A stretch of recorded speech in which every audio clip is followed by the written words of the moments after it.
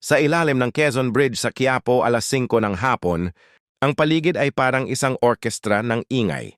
Busina ng jeep, tawaran ng pasahero at sigaw ng mga barker. At sa gitna ng kaguluhan, naroon si Mang Boyet, isang simpleng barker. Maliit ang katawan, pod-pod ang signboard. Pero ang boses, parang lindol. Araw-araw pinagtatawanan siya. Sobrang lakas daw. Nakakabingi daw, pero hindi nila alam. Ang boses na yon ang minsang ginamit para iligtas ang bansa. Dating miyembro si Mang Boyet ng isang lihim na military unit.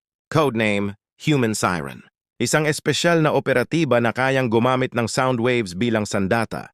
Hanggang sa isang araw, isang tinted van ang huminto sa tapat ng pila.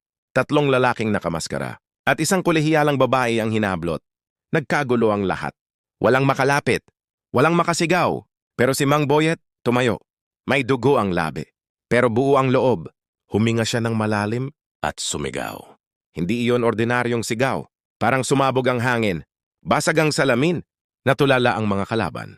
At sa loob ng ilang minuto, tapos ang laban, dumating ang mga autoridad. At doon lang nalaman ng lahat ang totoo. Ang barker na pinagtatawanan nila ay dating sandata ng bayan. Mula noon, si Mang Boyet ay hindi na basta barker lang. Isa siyang paalala na minsan, ang tunay na bayani nakatago lang sa simpleng anyo.